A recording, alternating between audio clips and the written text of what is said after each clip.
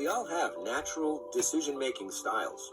Each style has its strengths and weaknesses, so finding a balance in your style is really important.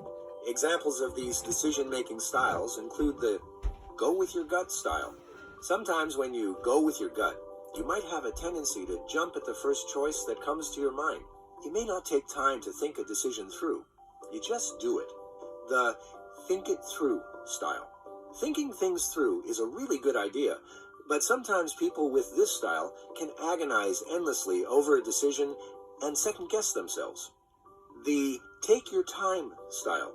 Taking your time to make a decision is also a good idea, but sometimes people with this style can get in the trap of procrastinating and not making a decision at all. They put it off and off, maybe because they can't make up their mind, or maybe because they just don't want to think about it. The poll other people style.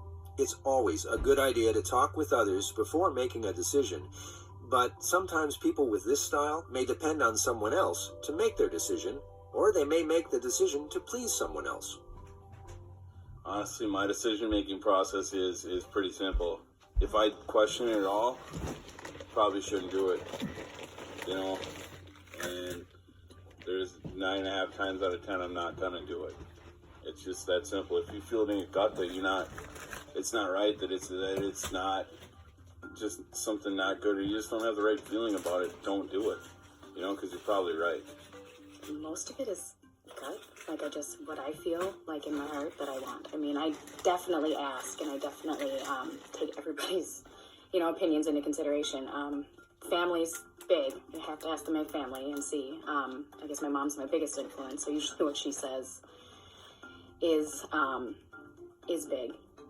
My decision-making style is definitely, it's a lot of thought, it's a lot of planning, and then decisive action. Like, once that decision is made to move forward, it's like now. There's not sometimes you get to the edge of making a decision, and then you sit there and wait, and you go back for more data, and you go back for more stuff, and the opportunity passes you by, and it never comes around again. So you do your homework, and that's why I think the motivation and the end goal is super important, so that you know when everything lines up. But when it does, you make a move, and you don't look back. There's people in my life that will make decisions that are better than I make, and sometimes I get mad because I didn't think of it.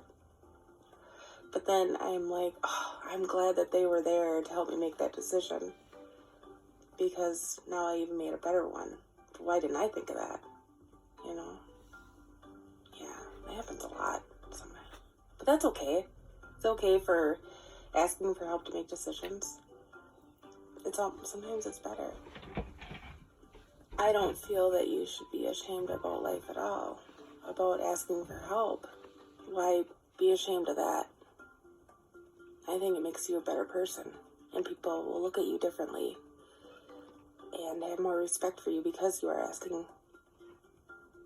My decision-making skills are, is this a decision I need to make right now? Because decisions come in all sizes, and some decisions require more process than other decisions. I'm going to buy a car. The second thing into the decision-making process is, can I do this on my own, or do I need to ask for some help, some input? Do I need to research online? Do I need to call friends? Do I need to reach out to people I know who know about cars? Do I need help with this, or can I make the decision on my own? So in the example I'm using, buying a car, I needed help. So in that process, then I drove the car, and then I did the thing I always do, which is, I love it. The first thing I drive, and my friend said, drive some other ones. You like sunroofs. This one doesn't have a sunroof. Drive one with a sun. This one's, got this many miles on it, that kind of thing. Some of the challenges of decision-making are acknowledging a decision needs to be made, preventing yourself from automatically going with the easiest choice, not rushing to make decisions, deciding what to do when there isn't an obvious choice, trying not to rely on others to make our decisions for us. Regardless of our current decision-making ability, we can always learn to be more balanced in our decision-making.